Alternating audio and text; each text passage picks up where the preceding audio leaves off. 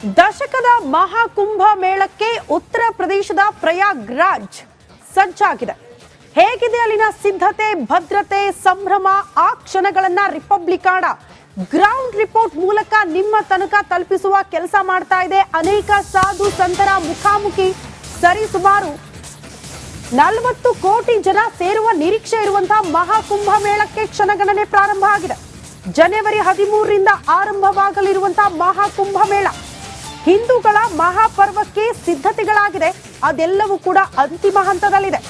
ಗಂಗಾ, ಯಮುನಾ, ಸರಸ್ವತಿ ತ್ರಿವೇಣಿ ಸಂಗಮದಲ್ಲಿ ಮಹಾಕುಂಭ ಮೇಳಕ್ಕೆ ಎಲ್ಲಾ ರೀತಿಯ ಸಿದ್ಧತೆಗಳಾಗ್ತಾ ಇದೆ. ಅತಿ ದೊಡ್ಡ ಮಹಾಕುಂಭ ಮೇಳ, ಅದನ್ನ ಅತ್ಯಂತ ಯಶಸ್ವಿಗೊಳಿಸಬೇಕು. ಆ ಸಂಭ್ರಮದ ಕ್ಷಣಗಳನ್ನ ಎಲ್ಲರೂ ಕಣ್ತುಂಬಿಕೊಳ್ಬೇಕು ಅನ್ನೋ ನಿಟ್ಟಿನಲ್ಲಿ ಎಲ್ಲಾ ರೀತಿಯ ಸಿದ್ಧತೆಗಳನ್ನ ಮಾಡಿಕೊಳ್ಳಲಾಗ್ತಾ ಇದೆ.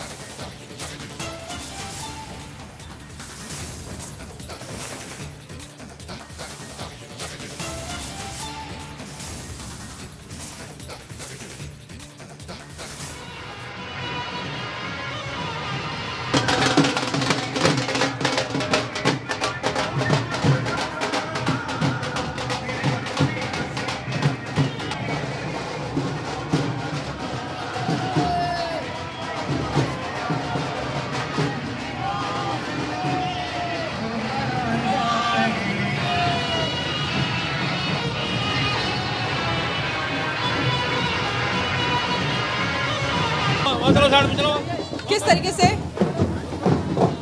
ये देखिए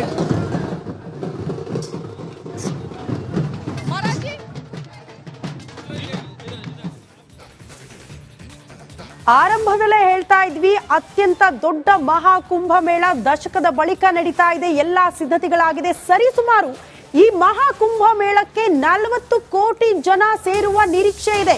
ಅಲ್ಲಿಗೆ ಅರ್ಥ ಮಾಡ್ಕೊಳ್ಳಿ ಎಷ್ಟು ದೊಡ್ಡ ಮಹಾಕುಂಭ ಮೇಳ, ಯಾವ ರೀತಿ ಸಿದ್ಧತೆಗಳಾಗಿರಬಹುದು ಅಂತ. 40 ಕೋಟಿ ಜನ ಸೇರುವ ನಿರೀಕ್ಷೆಯ ಹಿನ್ನೆಲೆ ಎಲ್ಲಾ ರೀತಿಯ ಸಿದ್ಧತೆಗಳಾಗಿದೆ. ಭಕ್ತರ ಸ್ವಾಗತಕ್ಕೆ ಪ್ರಯಾಗ್ರಾಜ್ ಸಿದ್ಧವಾಗಿದೆ. ಸಂಗಮ ನಗರಕ್ಕೆ 7 ಸುತ್ತಿನ ಸುರಕ್ಷತೆ ಇದೆ. ಪ್ರಪಂಚದ ಮೂಲೆ ಮೂಲೆಗಳಿಂದಲೂ ಕೂಡ ಸಾಧು ಸಂತರ ಆಗಮನವಾಗುತ್ತೆ. ಪ್ರಪಂಚದ ಮೂಲೆ ಮೂಲೆಯಿಂದಲೂ ಕೂಡ ಜನ ಆಗಮಿಸ್ತಾರೆ. ಈ ಮಹಾಕುಂಭ ಮೇಳದಲ್ಲಿ ಭಾಗಿಯಾಗಬೇಕು, ಈ ಸುಂದರ ಕ್ಷಣಗಳನ್ನ ಕಣ್ತುಂಬಿಕೊಳ್ಬೇಕು ಅಂತ ಸಿಎಂ ಯೋಗಿ ಆದಿತ್ಯನಾಥ್ ಇಂತಹ ಉತ್ಸವಗಳನ್ನ ಅಥವಾ ಮಹಾಕುಂಭ ಮೇಳ ಅಂತ ಅಲ್ಲ, ಈ ಹಿಂದೆ ನಿಮಗೆಲ್ಲ ನೆನಪಿರಬಹುದು, ಅಯೋಧ್ಯೆಯಲ್ಲಿ ರಾಮ ಮಂದಿರ ಉದ್ಘಾಟನೆಯ ಸಂದರ್ಭದಲ್ಲಿ ಅಲ್ಲಿ ಆಗಿರುವ ಸಿದ್ಧತೆಗಳು ಎಷ್ಟು ದೊಡ್ಡ ಮಟ್ಟದಲ್ಲಿ ಯಶಸ್ವಿ ಕಾಣ್ತು ಆ ಕಾರ್ಯಕ್ರಮ ಅಂತ. ಇಲ್ಲೂ ಕೂಡ ಹಾಗೆ ಆಗ್ತಾ ಇದೆ. ಈ ಬಗ್ಗೆ ಮತ್ತಷ್ಟು ಡೀಟೇಲ್ಸ್ ಅನ್ನ ಪಡ್ಕೊಳ್ಳೋಣ. ಸ್ಪಾಟ್ ಇಂದ, ಪ್ರಯಾಗ್ರಾಜ್ ನಿಂದ ನೇರ ಸಂಪರ್ಕದಲ್ಲಿ ನನ್ನ ಸಹೋದ್ಯೋಗಿ ರಂಜಿತ್ ಶಿರಿಯಾರ್. ರಂಜಿತ್, ಅದ್ಭುತ ಕ್ಷಣಗಳಿಗೆ ತಾವು ಸಾಕ್ಷಿ ಆಗ್ತಿದ್ದೀರಿ. ಹೇಗೆ ಕಾಣಿಸ್ತಾ ಇದೆ ಪ್ರಯಾಗ್ರಾಜ್? ಅತಿ ದೊಡ್ಡ ಕುಂಭ ಮೇಳ ದಶಕದ ಬಳಿಕ ನಡೀತಾ ಇದೆ. ಸಿದ್ಧತೆಗಳು ಹೇಗಾಗಿದೆ?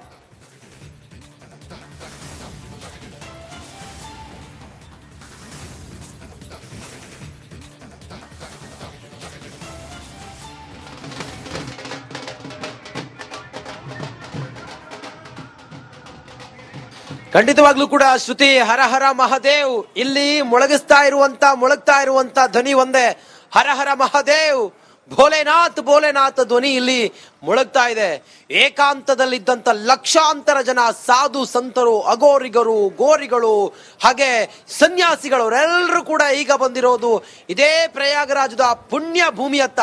ನಾನೀಗ ನಿಂತಿರುವಂತ ಜಾಗ ಇದೆಯಲ್ಲ ಶ್ರುತಿ, ನೋಡಿ, ಇದು ತಾತ್ಕಾಲಿಕವಾದಂತ ಬ್ರಿಡ್ಜ್. ಇದು ಈ ರೀತಿಯ 100 ಬ್ರಿಡ್ಜ್ಗಳನ್ನ ಇಲ್ಲಿ ನಿರ್ಮಾಣ ಮಾಡಿದ್ದಾರೆ.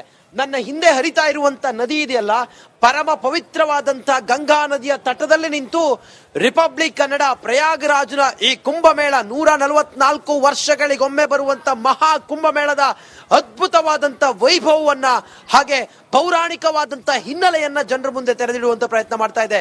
ನೋಡಿ, ಇಲ್ಲೆಲ್ಲ ಕನ್ಸ್ಟ್ರಕ್ಷನ್ ನಡೀತಾ ಇದೆ, JCB ಕೆಲಸಗಳು ನಡೀತಾ ಇದೆ. ಇಲ್ಲೆಲ್ಲವೂ ಕೂಡ ಟೆಂಟ್ ಆಗುತ್ತೆ. ಇನ್ನೊಂದು 3-4 ದಿನದಲ್ಲಿ ಮಹಾ ಕುಂಭಮೇಳ 13ನೇ ತಾರೀಕು ಶಾಹಿ ಸ್ನಾನದೊಂದಿಗೆ ಅದು ಹುಣ್ಣಿಮೆಯ ಸ್ನಾನದೊಂದಿಗೆ ಶುರುವಾಗುತ್ತೆ. ಲಕ್ಷಾಂತರ ಜನ ಆಲ್ರೆಡಿ ಈಗ ಬಂದಿದ್ದಾರೆ. ಆ ಕಡೆ ಎಲ್ಲ ಗಮನಿಸ್ತಾ ಇದೀರಿ ನೋಡಿ, ಅಲ್ಲೆಲ್ಲ ಟೆಂಟ್ಗಳನ್ನು ಹಾಕಿದ್ದಾರೆ.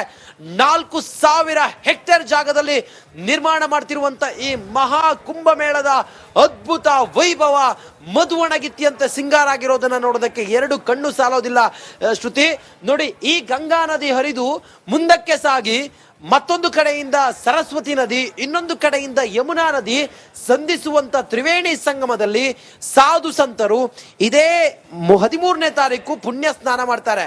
ಆ ಮೂಲಕ ಧರ್ಮದ ರಕ್ಷಣೆ ಮತ್ತು ಮೋಕ್ಷ ಪ್ರಾಪ್ತಿಗೋಸ್ಕರ ದೀರ್ಘ ತಪಸ್ಸು ಹಾಗೆ ದೇವರ ಜಪದಲ್ಲಿರುವಂತಹ ಸಾಧು ಸಂತರೆಲ್ಲರೂ ಕೂಡ ಒಟ್ಟಿಗೆ ಸೇರಿ ಸಂಗಮಿಸುವಂತಹ ಅಥವಾ ಅವರೆಲ್ಲರ ಸಮಾಗಮ ಆಗುವಂತಹ ಈ ಮಹಾ ಕುಂಭಮೇಳಕ್ಕೆ 2000 ವರ್ಷಗಳ ಇತಿಹಾಸ ಇದೆ. ಶ್ರುತಿ, ಶಂಕರಾಚಾರ್ಯರು ಹಿಂದೂ ಧರ್ಮದ ಮೇಲೆ ಆಗುತ್ತಿರುವಂತಹ ಶೋಷಣೆಯನ್ನ ಅಥವಾ ಹಿಂದೂ ಧರ್ಮವನ್ನ ಮತಾಂತರ ಮಾಡ್ತಿರುವಂತಹ ಜೈನ ಮತ್ತೆ ಬೌದ್ಧ ಧರ್ಮೀಯರಿಂದ ಆಗ್ತಿರುವಂತಹ ಆಘಾತವನ್ನ ತಡೆಯೋದಕ್ಕೆ ಅಂದು ಶಸ್ತ್ರ ಮತ್ತೆ ಶಾಸ್ತ್ರದ ಒಂದು ಅಭ್ಯಾಸವನ್ನ ಕೈಗೊಂಡಂತ ಆ ಮಹಾ ಕುಂಭಮೇಳ ಇವತ್ತು 2000 ವರ್ಷಗಳ ಇತಿಹಾಸ ಇರುವಂತ ಕುಂಭಮೇಳ 144 ವರ್ಷಗಳ ನಂತರ ನಾವು ನೋಡ್ತಾ ಇರೋದು, ನೀವು ನೋಡ್ತಾ ಇರೋದು, ಇಡೀ ವಿಶ್ವದ ಜನ ನೋಡ್ತಾ ಇರೋದು. ಅವರೆಲ್ಲರ ಭಾಗ್ಯ ಅಂತ ಹೇಳಿದ್ರೆ ತಪ್ಪಾಗೋದಿಲ್ಲ. ಲಕ್ಷಾಂತರ ಜನ ಬರ್ತಾ ಇದ್ದಾರೆ. ಇದೇ ಪಕ್ಕದಲ್ಲಿ ರೋಡ್ ಇದೆ, ಅಲ್ಲಿ ಹೋಗೋದಕ್ಕೆ ಸಾಧ್ಯ ಇಲ್ಲ. ಯಾಕಂತ ಹೇಳಿದ್ರೆ ಅಷ್ಟು ಜನ, ಅಷ್ಟು ಟ್ರಾಫಿಕ್ ಜಾಮ್. 7 ಹಂತದ ಕಾಕಿ ಕೋಟೆಯನ್ನು ನಿರ್ಮಾಣ ಮಾಡಿದೆ. ಲಕ್ಷಾಂತರ ಜನ ಬರ್ತಾರೆ, ಕೋಟ್ಯಾಂತರ ಜನ ಬರ್ತಾರೆ ಅವರನ್ನ ನಿಭಾಯಿಸೋದಕ್ಕೆ. ಸಾಧು ಸಂತರ ಸಮಾಗಮಕ್ಕೆ ಕ್ಷಣಗಣನೆ ಆರಂಭ ಆಗಿದೆ. ಬರದಿಂದ ಸಾಕ್ತಾ ಇದೆ ತಯಾರಿ ಕೆಲಸಗಳು. ಈ ತಾತ್ಕಾಲಿಕ ಬ್ರಿಡ್ಜ್ ಬಗ್ಗೆ ನಾನು ಹೇಳ್ತೀನಿ. ಇಂಥ 100 ಬ್ರಿಡ್ಜ್ಗಳಿದಾವೆ ನೋಡಿ. ಈ ತಾತ್ಕಾಲಿಕ ಬ್ರಿಡ್ಜ್ಗಳು ಆ ಕಡೆ ಗಂಗಾ ಮಾತೆಯನ್ನ ದಾಟಿಕೊಂಡು ಹೋಗೋದಕ್ಕೆ ಸಾಧು ಸಂತರೆಲ್ಲ ಪೂಜಾ ಹೋಮ ಹವನ ಮಾಡೋದಕ್ಕೆ ಆ ಕಡೆ ಹೋಗ್ತಾರೆ. ಆ ತಟಕ್ಕೆ ಹೋಗೋದಕ್ಕೆಲ್ಲ ಅಲ್ಲಿ ನಿಂತಿರೋ ಒಬ್ರು ಸಾಧು ಸಂತರು ಬರ್ತಾ ಇದ್ದಾರೆ. ಅವ್ರನ್ನ ಮಾತಾಡಿಸುವಂತ ಪ್ರಯತ್ನವನ್ನು ಕೂಡ ನಾನು ಮಾಡ್ತೀನಿ. ಯಾವ ಭಾಗದಿಂದ ಬಂದಿದ್ದಾರೆ, ಏನು ಮಹಾ ಕುಂಭಮೇಳದ ಈ ಬಾರಿಯ ವಿಶೇಷ ಏನು ಎತ್ತ ಅನ್ನೋದನ್ನ ಕೇಳೋಣ. ಜಿ ನಮಸ್ತೆ. ओम नमो नारायण। ओम नारायण। किधर से आया जी? हम आए जोधपुर। हाँ? जोधपुर से आया। कैसा है महा कुंभमेल? वहाँ बढ़िया है, वहाँ प्रचार हो रहा है धर्म का। पब्लिक आ रही है खूब, धर्म के नाम पर खूब चारों तरफ से कुंभ में आ रहे हैं लोग बाग।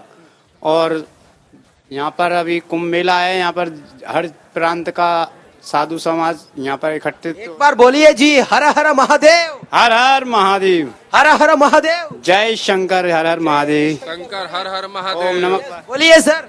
ये दिव्य कुंभ, भव्य कुंभ, जो डिजिटल कुंभ है, हमारे माननीय मोदी जी और योगी जी के कार्यकाल में बहुत अच्छा हुआ है यहाँ पे। और हर एक साधु संत और आम जन के लिए यहाँ अच्छी व्यवस्था कर रखी है। त्रिवेणी संगम पे स्नान करिए। 14, 15, 29, 3 फरवरी को शाही स्नान में भाग लीजिए और पुण्य के भागी बनिए। जय भोलेनाथ। जय भोलेनाथ। ಜೈ ಭೋಲೆನಾಥ್. ನೋಡಿ, ಆ ಸನಾತನಿಗಳ ಸಂಗಮದ ಪುಣ್ಯ ಕ್ಷಣ 44 ದಿನಗಳ ಕಾಲ ನಡೆಯುವಂತ ಮಹಾ ಕುಂಭಮೇಳಕ್ಕೆ ಬರದ ಸಿದ್ಧತೆ ನಡೀತಾ ಇದೆ. ಯಾವೊಂದು ಕನ್ನಡದ ಮಾಧ್ಯಮವೂ ಕೂಡ ಬರದಂತಹ ಈ ಪ್ರಯಾಗರಾಜದ ಪುಣ್ಯ ಭೂಮಿಗೆ ಆ ಕುಂಭದಲ್ಲಿ ಧನ್ವಂತರಿ ತಾಯಿ ಕುಂಭವನ್ನ ಹೊತ್ತು ಸಾಗುವಂತಹ ಸಮಯದಲ್ಲಿ ಅಮೃತ ಬಿದ್ದಂತ ಈ ಪ್ರಯಾಗರಾಜನ ಪುಣ್ಯ ಭೂಮಿಯಲ್ಲಿ ರಿಪಬ್ಲಿಕ್ ಕನ್ನಡ ನಿಂತು ವರದಿಯನ್ನ ಮಾಡ್ತಾ ಇದೆ.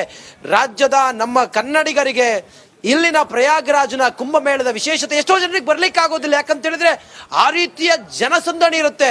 ಹಾಗಾಗಿ ರಿಪಬ್ಲಿಕ್ ಕನ್ನಡ ಪ್ರತಿ ಒಂದು ಮಾಹಿತಿಯನ್ನ ಜನರಿಗೆ ತೆರೆದಿಡುವಂತ ಪ್ರಯತ್ನವನ್ನ ಮಾಡ್ತಾ ಇದೆ. ಇವತ್ತಿನಿಂದ ನಮ್ಮ ಮಹಾ ಕುಂಭಮೇಳದ ಮೆಗಾ ಕವರೇಜ್ ಇವತ್ತಿನಿಂದ ಆರಂಭ ಆಗಿದೆ. ಇನ್ನು ಮುಗಿಯೋವರೆಗೂ ಕೂಡ ಕುಂಭಮೇಳ ಹೇಗಿರುತ್ತೆ, ಕುಂಭಮೇಳದ ವಿಶೇಷತೆ ಏನು, ಕುಂಭಮೇಳ ಯಾವಾಗ ಶುರು ಆಯ್ತು, ಎಷ್ಟು ಜನ ಬರ್ತಾರೆ, ಸಾಧು ಸಂತರು ಏನ್ ಹೇಳ್ತಾರೆ, ಕನ್ನಡಿಗರು ಏನ್ ಹೇಳ್ತಾರೆ, ಆ ಸಂಭ್ರಮ ಸಡಗರ ಎಲ್ಲವನ್ನು ಕೂಡ ರಿಪಬ್ಲಿಕ್ ಕನ್ನಡ ಜನರ ಮುಂದೆ ತೆರೆದಿಡುವ ಪ್ರಯತ್ನವನ್ನ ಮಾಡುತ್ತೆ. ಹರ ಹರ ಮಹಾದೇವ್. ಶ್ರುತಿ, ಥ್ಯಾಂಕ್ ಯು ರಂಜಿತ್.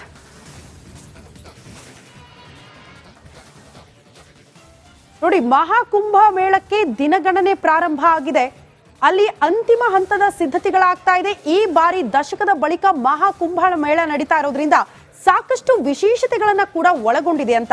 ಹಾಗಾಗಿ ಯಾವ ರೀತಿ ಸ್ಪೆಷಾಲಿಟಿಗಳಿದೆ, ಸಿದ್ಧತೆ, ಭದ್ರತೆ ಎಲ್ಲದರ ಕುರಿತು ಒಂದು ರಿಪೋರ್ಟ್ ಕೂಡ ಇದೆ. ಬನ್ನಿ ನೋಡ್ಕೊಂಡು ಬರೋಣ.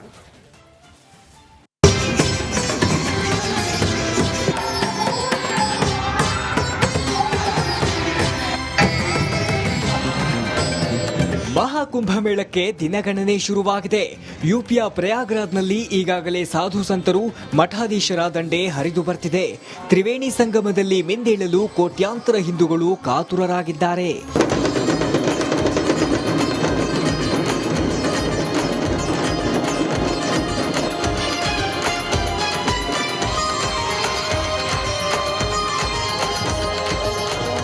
ಜನವರಿ 13ರಂದು ನಡೆಯುವ ಮಹಾಕುಂಭಮೇಳಕ್ಕೆ ಉತ್ತರ ಪ್ರದೇಶದ ಸಿಎಂ ಯೋಗಿ ಆದಿತ್ಯನಾಥ್ 7 ಸುತ್ತಿನ ಕೋಟೆ ಕಟ್ಟಿದ್ದಾರೆ.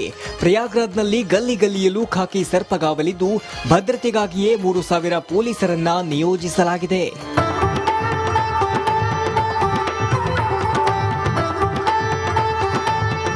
ಎಐ ತಂತ್ರಜ್ಞಾನದ ಕ್ಯಾಮೆರಾವನ್ನ ಬಳಸಿಕೊಂಡು ಕುಂಭಮೇಳಕ್ಕೆ ಬರುವವರ ಮೇಲೆ ಹದ್ದಿನ ಕಣ್ಣಿಡಲಾಗಿದೆ. 200 ರಸ್ತೆ ಆಂಬ್ಯುಲೆನ್ಸ್, ಏರ್ ಆಂಬ್ಯುಲೆನ್ಸ್ ವ್ಯವಸ್ಥೆ ಮಾಡಲಾಗಿದೆ. ಗಂಗಾ, ಯಮುನಾ, ಸರಸ್ವತಿ ನದಿ ದಡದಲ್ಲಿ ವೈದ್ಯರು, ಸ್ವಯಂ ಸೇವಕರನ್ನ ನೇಮಿಸಲಾಗುತ್ತಿದೆ. ಪ್ರಯಾಗ್ರಾಜ್ಗೆ 50 ಕೋಟಿ ಜನ ಬರುವ ಸಾಧ್ಯತೆ ಹಿನ್ನೆಲೆ ಯೋಗಿ ಸರ್ಕಾರ ಯಾವುದೇ ಅಹಿತಕರ ಘಟನೆ ನಡೆಯದಂತೆ ಎಚ್ಚರ ವಹಿಸಿದೆ. Bureau report, republic Kannada.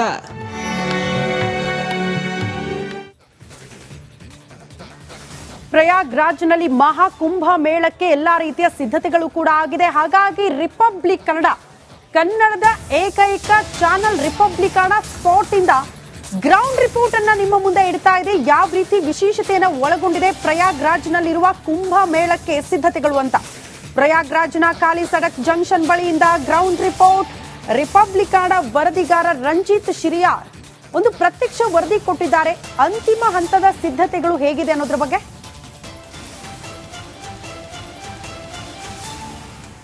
ಈ ಖಾಲಿ ಸಡಕ್, ಈ ಜಂಕ್ಷನ್ ಇಂದಲೇ ಕುಂಭಮೇಳ 2025 ಚಾಲು ಆಗೋದು. ಈ ಮಾರ್ಗವಾಗಿ ಬರಬೇಕು ಲಕ್ಷಾಂತರ ಜನ, ಕೋಟ್ಯಾಂತರ ಜನ.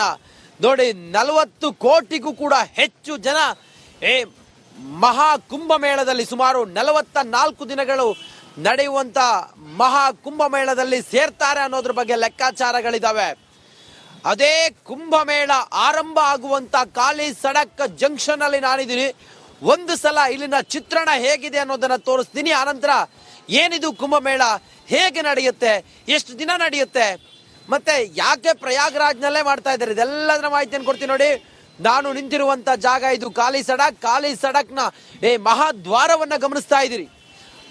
ವೆಲ್ಕಮ್ ಗೋಪುರ, ಪ್ರಯಾಗ್ರಾಜ್ ಮಹಾಕುಂಭ 2025 ಅಂತ ಹೇಳಿ 2 ಕುಂಭದ 2 ಕಳಶದ ಫೋಟೋವನ್ನ ಇಟ್ಟಿದ್ದಾರೆ, ಫೋಟೋವನ್ನ ಹಾಕಿದ್ದಾರೆ. ಈ ದ್ವಾರದ ಮೂಲಕ ಒಂದು ಹೋಗುವವರಿಗೆ ಮತ್ತೆ ಬರುವವರಿಗೆ ಒಂದು ಮಾರ್ಗವನ್ನ ಈಗ ಖಾಲಿ ಬಿಟ್ಟಿದ್ದಾರೆ. ಸಾವಿರಾರು ಜನ, ಲಕ್ಷಾಂತರ ಜನ, ಕೋಟ್ಯಾಂತರ ಜನ ಈ ಒಂದು ಮಹಾಕುಂಭದಲ್ಲಿ ಭಾಗಿಯಾಗ್ತಾರೆ. ಹಂಗಾಗಿ ನೋಡಿ, ಈ ಮಹಾಕುಂಭಕ್ಕೆ ಒಳಗಡೆ ಹೋಗುವಂತ ಜಾಗ, ಎಂಟ್ರಿ ಗೇಟ್ ಇದು ಖಾಲಿ ಸಡಕ್. ಇಲ್ಲಿಂದನೇ ಆರಂಭ ಆಗೋದು. ಕ್ಯಾಮ್ರಾ ಪರ್ಸನ್ ಕೃಷ್ಣ ಜೊತೆ ನಾನು ರಂಜಿತ್ ಶಿರಿಯಾರ್, ಪ್ರಯಾಗ್ರಾಜ್ನಿಂದ. ಇದು ಮಹಾಕುಂಭ ಮೇಳ ಯಾವ ರೀತಿ ಪ್ರಾರಂಭ ಆಗುತ್ತೆ, ಅಲ್ಲಿ ಸಿದ್ಧತೆಗಳು ಹೇಗಾಯ್ತು ಅನ್ನೋದನ್ನ ಗಮನಿಸಿದ್ರಿ. ಇನ್ನ ಅದೇ ರೀತಿ ಭದ್ರತೆಯ ವಿಚಾರಕ್ಕೆ ಸಂಬಂಧಪಟ್ಟಂತೆಯೂ ಕೂಡ ನೀವು ಗಮನಿಸಿದ್ರೆ ಪ್ರತಿ ಹೆಜ್ಜೆಗೂ ಕೂಡ ಪೊಲೀಸರ ಸರ್ಪಗಾವಲು, ಸಿಸಿಟಿವಿ ಕಣ್ಗಾವಲು, ಅತಿ ಹೆಚ್ಚಿನ ಭದ್ರತೆಯನ್ನ ಕೂಡ ಮಹಾಕುಂಭ ಮೇಳಕ್ಕೆ ಕೈಗೊಳ್ಳಲಾಗಿದೆ. ಪ್ರಯಾಗ್ರಾಜ್ ಅಖಾಡದಲ್ಲಿ ರಿಪಬ್ಲಿಕ್ ಕನ್ನಡದಿಂದ ಗ್ರೌಂಡ್ ರಿಪೋರ್ಟ್. ಎಲ್ಲೆಡೆ ಹದ್ದಿನ ಕಣ್ಣು, ಹೆಜ್ಜೆಗೂ ಖಾಕಿ ಕೋಟೆ. ರಿಪಬ್ಲಿಕ್ ಕನ್ನಡದಿಂದ ನನ್ನ ಸಹೋದ್ಯೋಗಿ ರಂಜಿತ್ ಶಿರಿಯಾರ್ ಭದ್ರತೆಯ ವಿಚಾರಕ್ಕೆ ಸಂಬಂಧಪಟ್ಟಂತೆಯೂ ಕೂಡ ಒಂದು ಪ್ರತ್ಯಕ್ಷ ವರದಿ ಕೊಟ್ಟಿದ್ದಾರೆ. ನಿಂತಿರುವಂತಹ ಜಾಗ ಇದೆಯಲ್ಲ, ಈ ಜಾಗದಲ್ಲಿ ಟ್ರಾಫಿಕ್ ಎಷ್ಟಿದೆ ಅನ್ನೋದನ್ನ ಗಮನಿಸ್ತಾ ಇದ್ದೀರಿ. ನೋಡಿ, ಎಲ್ಲವನ್ನು ಕೂಡ ತುಂಬಿಸ್ಕೊಂಡು ಸುಮಾರು 44 ದಿನ ಈ ಕುಂಭಮೇಳ ನಡೆಯೋದ್ರಿಂದಾಗಿ ನೋಡಿ, ಸಾಧು ಸಂತರು, ಸನಾತನಿಗಳು, ಬೇರೆ ಬೇರೆ ಊರುಗಳಿಂದ ಬರೋರೆಲ್ಲರೂ ಕೂಡ ತುಂಬಿಸಿಕೊಂಡು ಆಹಾರ ಪದಾರ್ಥದಿಂದ ಹಿಡಿದುಕೊಂಡು 44 ದಿನಗಳ ಕಾಲ ತಮ್ಗಿಲ್ಲಿ ಇರೋದಕ್ಕೆ ಏನು ಬೇಕು, ಚಳಿ ಇದೆ, ಮೈ ನಡುಗಿಸುವಷ್ಟು ಚಳಿ ಇದೆ. ಹಂಗಾಗಿ ಅಲ್ಲಿ ಗರಿಕೆಗಳನ್ನ, ಹುಲ್ಲುಗಳನ್ನೆಲ್ಲ ತರ್ತಿರೋದು ಎಲ್ಲವನ್ನ ಗಮನಿಸ್ತಾ ಇದ್ದೀರಿ. ಸಾಧು ಸಂತರು ನೋಡಿ, ನೀವು ಗಮನಿಸ್ತಾ ಇದ್ದೀರಲ್ಲ, ಇದೆಲ್ಲವೂ ಕೂಡ ಈ ಕುಂಭಮೇಳಕ್ಕೆ ಬರುವಂತ ಜನಸಾಗರ. ಇದು ಸಾವಿರಾರು ಸಂಖ್ಯೆಯಲ್ಲಿ. ಅಲ್ಲೊಬ್ರು ಟ್ರೀ ಗಾಡಿಯಲ್ಲಿ ನೋಡಿ ಸಾಧು ಸಂತರು ಕೂತ್ಕೊಂಡಿದ್ದಾರೆ.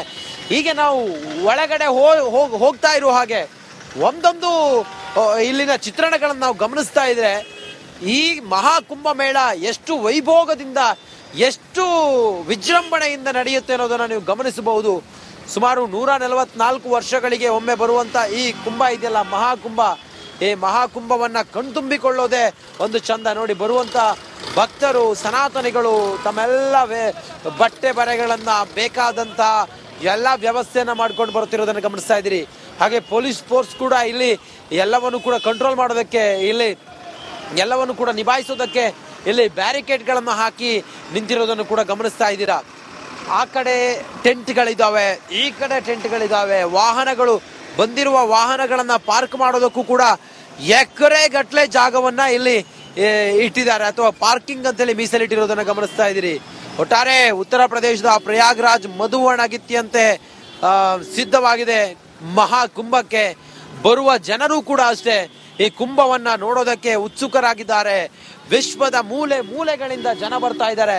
ಎಲ್ಲಾ ಕಡೆಗಳಲ್ಲೂ ಕೂಡ ಫ್ಲೆಕ್ಸ್ಗಳು ರಾರಾಜಿಸ್ತಾ ಇದ್ದಾವೆ. ನೋಡಿ, ನೀವು ಗಮನಿಸಬಹುದು, ದೇವರ ಫ್ಲೆಕ್ಸ್ಗಳು, ನಮ್ಮ ಹಿಂದೂ ಧರ್ಮದ ದೇವರುಗಳ ಫ್ಲೆಕ್ಸ್ಗಳು ಇಲ್ಲಿ ನೋಡ್ತಾ ಇದ್ದೀರಿ. ಶುಭ ಕೋರುವಂತ ಬ್ಯಾನರ್ಗಳು,